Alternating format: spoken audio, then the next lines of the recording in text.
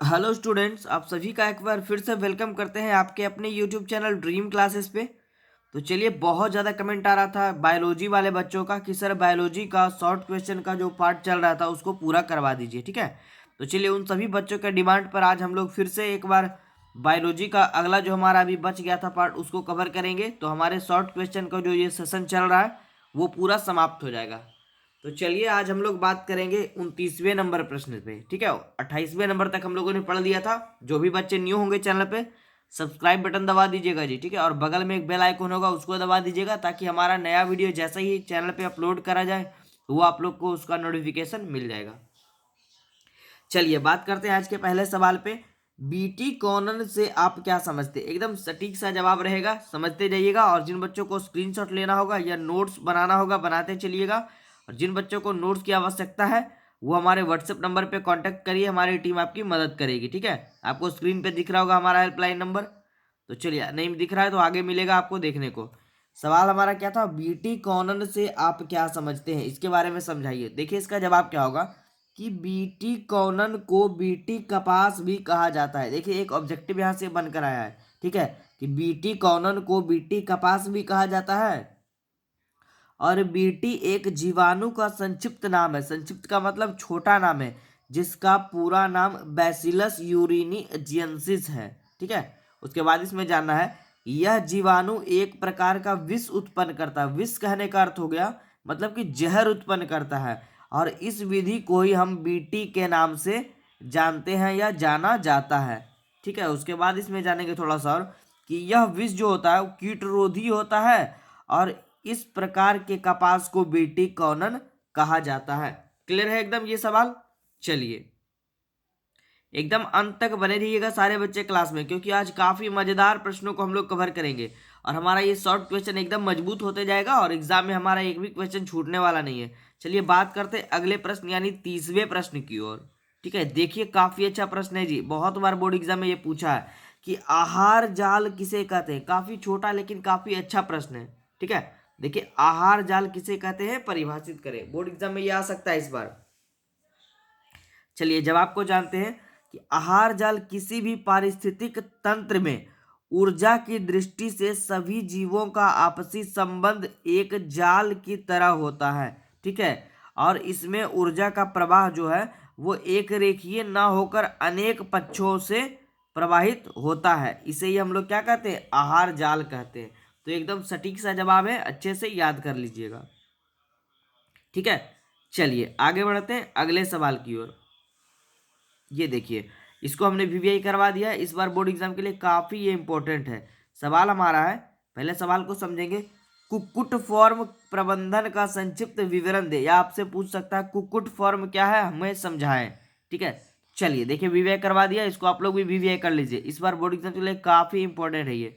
इसका जवाब होगा कि कुक्कुट फॉर्म या कुक्कुट पालन या मुर्गी पालन एक ही होता है, याद रखिएगा। कुक्कुट पालन, मुर्गी पालन या कुक्कुट कुक्कुट प्रबंधन सब एक ही नाम है जी। तो मुर्गी पालन एक व्यवसायिक कार्य है, ठीक है, एक प्रकार का बिजनेस आप कह सकते हैं। तो मुर्गी के अंडे और मांस मांसाहारी मनुष्यों के लिए पौष्टिक भोज्य पदार्थ माने जाते हैं। और उसके बाद देखिए, इसमें जानना है कि अंडे तथा दूध में सभी पोषक तत्व उपस्थित होते हैं। और मांस तथा अंडे अत्यधिक पौष्टिक होने के कारण इसकी बिक्री सालों भर होती है, ठीक है, क्योंकि इसमें पौष्टिक आहार होता है मांस और अंडे में। उसके बाद इसमें जानना है, ये देखिए, तो इसी के प्रबंधन को हम लोग, एक मिनट, इसी के प्रबंधन को हम लोग क्या जानेंगे? ये देखिए, कुक्कुट फॉर्म के नाम से जानेंगे। क्लियर है? चलिए, अब आगे बढ़ते हैं अगले सवाल की ओर। इतना ही था जी, छोटा सा प्रश्न था। ये देखिए, 32वें प्रश्न पे बढ़ते हैं, ठीक है। देखिए, 32वां क्या कह रहा है ट्रांसजेनिक जंतुओं से क्या क्या लाभ है, स्पष्ट करें, ठीक है। सवाल क्या है? ट्रांसजेनिक जंतुओं से क्या क्या लाभ है। तो इसका जवाब होगा, ट्रांसजेनिक जंतुओं से लाभ इस प्रकार है। पहला इसमें होगा, इस प्रकार के जंतु में प्रोटीन युक्त दूध होती है। और दूसरा इसमें पढ़ना है कि इसमें रोग प्रतिरोधक क्षमता उच्च होती है, ठीक है, रोगों से लड़ने की क्षमता जो होती है ना वो उच्च होती है। और तीसरा इसमें जानना है कि ऐसे जंतु अत्यधिक कार्यशील होते हैं। अब देखिए तीनों को समझिए। सबसे पहला क्या था हमारा प्रश्न, समझिए ट्रांसजेनिक जंतुओं से क्या समझते हैं। पहला गुण है इस प्रकार के जंतु में प्रोटीन युक्त दूध होती है, ठीक है, मतलब उनके दूध में प्रोटीन की मात्रा अत्यधिक होती है। दूसरा, इसमें रोग प्रतिरोधक क्षमता उच्च होती है, मतलब रोगों से लड़ने की क्षमता, ठीक है। तीसरा है ऐसे जंतु अत्यधिक कार्यशील होते हैं। कार्यशील का मतलब वो थकते नहीं है, ज्यादा कार्य करते हैं, ठीक है। चलिए, आलसी नहीं होते। तो यही है ट्रांसजेनिक जंतुओं के कुछ लाभ या गुण भी कह सकते हैं उसको, ठीक है। याद रखिएगा, बहुत ही अच्छा टॉपिक था जी। अगला देखिए 33वां सवाल भी काफी अच्छा और कई बार बोर्ड एग्जाम में ये बना है कि किसी 4 यौन संचारित रोग के नाम, उनके कारक और रोगाणुओं के साथ लिखें। चलिए अब इसमें जानेंगे हम लोग। देखिए सबसे पहला है यौन संचारित रोग एड्स, ठीक है। एड्स, इसका देखिए वायरस जो होता है वो ह्यूमन इम्यूनो डेफिशिएंसी वायरस, ठीक है, इसके कारण से होता है ये। अगला हमारा है दूसरा हर्पिस। तो हर्पिस जो है वो सिंप्लेक्स वायरस 2 के नामक ये विषाणु से होता है, ठीक है। और तीसरा इसमें हमारा यौन संचारित रोग में सिफिलिस। सिफिलिस जो है वो ट्रैपोनेमा पैलिडम बैक्टीरिया से होता है। और चौथा हमारा है गोनोरिया, जो कि निसेरिया गोनेरी बैक्टीरिया से यह फैलता है, ठीक है। तो ये था हमारा 4 यौन संचारित रोग, उनके कारक रोगाणुओं के साथ में। क्लियर है। चलिए आगे बढ़े, एकदम अच्छे से स्क्रीनशॉट ले लीजिए, काफी शानदार सवाल है, इस बार बोर्ड एग्जाम में आने वाला है जी। चलिए 34वां सवाल, बढ़ते हैं आगे हम लोग। ये देखिए 34वां तो और भी अच्छा सवाल आ गया है आप लोग के सामने। 34वां देखिए बोर्ड एग्जाम 2018 में ये बना है प्रश्न, ठीक है, बताने का जरूरत नहीं है कुछ भी। देखिए सवाल हमारा है, जिन उत्परिवर्तन से आप क्या समझते हैं और जैव प्रक्रम विकास में इसकी क्या भूमिका है। बहुत ही अच्छा और बेहतरीन सवालों में से एक है कि जिन उत्परिवर्तन से आप क्या समझते हैं। चलिए जवाब को जानते हैं कि किसी जीवों के गुणसूत्र की संख्या में, ठीक है, किसी जीवों के गुणसूत्र की संख्या में अस्थायी परिवर्तन को जीन उत्परिवर्तन कहते हैं और जैव प्रक्रम के विकास में इसकी भूमिका निम्न होती है। देखिए क्या क्या होती है ये हम लोग जानेंगे। सबसे पहला होती है उत्परिवर्तनवाद जैव प्रक्रम विकास के स्रोत हैं और ग्रीनोयोम्बाइनेशन के द्वारा बहुत अधिक जेनेटिक डाइवर्सिटी मात्रा में संपन्न होती है, ठीक है। देखिए इसको समझिए, थोड़ा सा यहाँ पर कंफ्यूजन हो रहा होगा।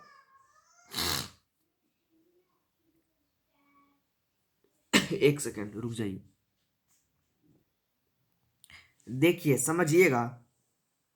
इसका जवाब क्या होगा कि किसी जीवों के गुणसूत्र की संख्या में स्थायी परिवर्तन को ही जीन उत्परिवर्तन कहते हैं और जैव प्रक्रम के विकास में इसकी भूमिका निम्न है। पहला क्या था, उत्परिवर्तनवाद जैव प्रक्रम विकास का स्रोत होता है और जेनियरोबाइनेशन के द्वारा जेनेटिक डाइवर्सिटी बहुत अधिक मात्रा में संपन्न होती है। और इसमें दूसरा नंबर में जानना है कि उत्परिवर्तनवाद के द्वारा नए जीन की उत्पत्ति भी संपन्न होती है। क्लियर है। चलिए तो ये था हमारा दूसरा टॉपिक। अब हम लोग बढ़ते हैं कुछ अगले सवाल पे, जो कि और भी अच्छे अच्छे सवाल अभी आने को बाकी हैं। तो एकदम अंत तक बने रहिएगा जी, आपका कंफ्यूजन एकदम दूर रहेगा आज।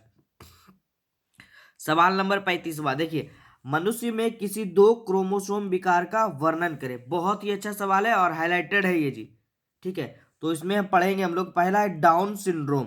तो इसमें पढ़ेंगे कि इसके अंतर्गत 21 जोड़े गुणसूत्रों में 2 के बजाय 3 अर्थात 1+ और दूसरा 1+2 गुणसूत्र हो जाते हैं और यह 700 में से किसी एक में होता है, ठीक है। 700 व्यक्ति में से किसी एक में होता है यह विकार और यह व्यक्ति नाटा एवं मंद बुद्धि का होता है तथा जीवन अवधि उसकी 16 से 17 वर्ष की होती है। तो यहाँ पर एक प्रश्न और निकल रहा है कि जिस व्यक्ति में डाउन सिंड्रोम होगा, जिस मनुष्य में रोग ये, उसका एज जो है वो 16 से 17 वर्ष होगा और वह नाटा और मंद बुद्धि का होगा, ठीक है। चलिए, और दूसरा इसमें जानना है टर्नर सिंड्रोम।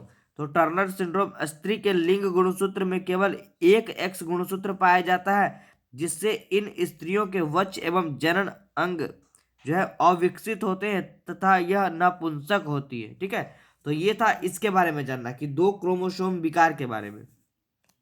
आगे बढ़ते हैं 36वें सवाल की ओर, जो कि काफी अच्छा और बोर्ड एग्जाम 2013 में ये बना है कि मियादी बुखार के कारण कारक जीव एवं लक्षणों को लिखें। ठीक है, बहुत ही अच्छा सवाल है, इसको जवाब हम इसका कवर करेंगे। देखिए इसमें क्या होगा कि मियादी बुखार साल्मोनेला टाइफी नामक जीवाणु से संदूषित भोजन, पेय पदार्थ एवं अन्य जल ग्रहण करने से उत्पन्न होता है और इसका लक्षण है लगातार तेज बुखार लगना, भूख न लगना, पेट दर्द और कमजोरी इत्यादि। क्लियर है?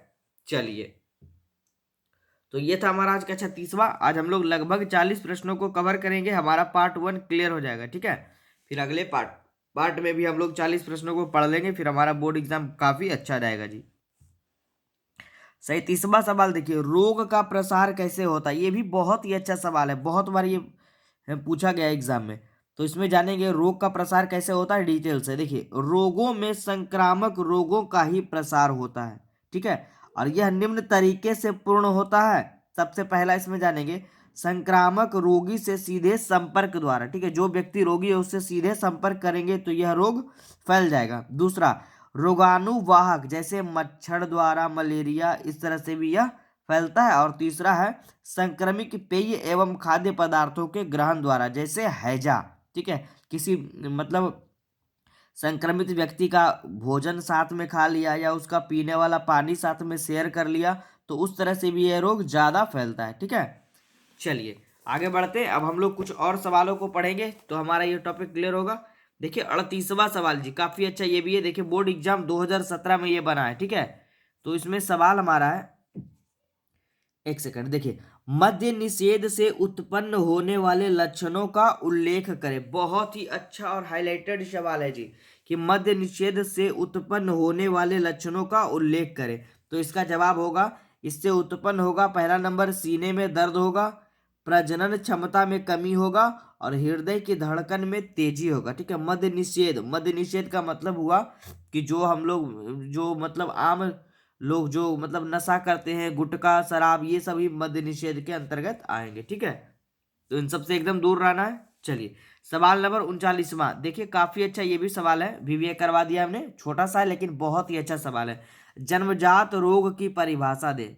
ये आप लोग के आम जिंदगी में भी सुनने को आता होगा, जन्मजात रोग। ठीक है, 2009 के बोर्ड एग्जाम में ये पूछा है। तो इसमें जानेंगे कि वैसा रोग जो जन्म से ही हो, ठीक है, जो मनुष्य के या बच्चे के जन्म से ही हो, ठीक है, उसे जन्मजात रोग कहते हैं। जैसे कि अंधापन, मान लीजिए कोई बच्चा अंधा पैदा हुआ है तो उसको हम लोग जन्मजात रोग के अंतर्गत लाएंगे, बहरापन इत्यादि। ठीक है, तो ये सब जन्मजात रोग के अंतर्गत आते हैं। और आज के टॉपिक का सबसे अंतिम और सबसे बेहतरीन सवालों में से एक है हमारा 40वां नंबर। तो आप लोग अच्छे से गौर करिएगा और ध्यान से इसको पढ़िएगा। ठीक है, सवाल नंबर 40वां हमारा है कि वर्णांधता क्या है और इसके लक्षणों को लिखें और यह किस प्रकार का रोग है। एकदम अच्छे से नोट्स बना लीजिए इसका। जिन बच्चों को नोट्स चाहिए हमारे व्हाट्सएप नंबर पे कांटेक्ट करिए, हमारी टीम आपकी मदद करेगी। क्लास 10th के 12th के बोर्ड एग्जाम बहुत ही नज़दीक है, तो आप लोग हमें कांटेक्ट करिए, हमारी टीम आपकी सहायता करेगी, पूरा नोट्स आपको प्रोवाइड करवाया जाएगा। ठीक है, चलिए सवाल हमारा क्या था उस पर बात कर लेते हैं। वर्णांधता क्या है, इसके लक्षणों को लिखिए और यह किस प्रकार का रोग है। तो इसका जवाब होगा, यह आंखों की एक बीमारी है और इस रोग से ग्रसित रोगी लाल एवं हरा की पहचान नहीं कर पाता है। ठीक है, इसे ही इसमें क्या होता है कि रोगी जो है ना वो लाल एवं हरा रंग की पहचान नहीं कर पाता है, और इसे ही हम लोग कलर ब्लाइंडनेस भी कहते हैं। ठीक है, इसमें क्या होता है कि इस रोग से संबंधित जीन एक्स क्रोमोसोम पर पाया जाता है एवं सामान्य दृष्टि वाले, ठीक है, सामान्य दृष्टि वाले, ये देखिए, सामान्य दृष्टि वाले व्यक्ति के समक्ष यह अप्रभावी होता है। यहाँ पे व्यक्ति होना चाहिए। और यह एक मेंडलीय विकार है। मेंडलीय विकार का मतलब मेंडल का दिया हुआ यह विकार है। ठीक है, तो चलिए ये था आज का हमारा सटीक आंसर इस टॉपिक का 40वें का। और देखिए आपको सटीक, ये देखिए ड्रीम क्लासेस का हेल्पलाइन नंबर दिख रहा होगा। जिन बच्चों ने अभी तक नोट नहीं करा है नोट कर लीजिए जी। किसी भी सहायता के लिए संपर्क करिए, हमारे व्हाट्सएप नंबर पे मैसेज करिए, आपको जल्द से जल्द रिप्लाई मिलेगी। और आप लोग बने रहिए हमारे चैनल पे, आपकी मदद जल्द से जल्द करी जाएगी। और बस अगले पार्ट का इंतजार करिए बायोलॉजी के नेक्स्ट टॉपिक का। तो आप लोग का एकदम एग्जाम जो है काफी नजदीक आ गया है, सीरियस हो जाइए और अच्छे से पढ़ाई करिए, ठीक है। तो चलिए मिलते हैं अगले क्लास में नेक्स्ट वीडियो पे। बस आप लोग बने रहिए हमारे साथ और ड्रीम क्लासेस को सब्सक्राइब कर लीजिए, ठीक है।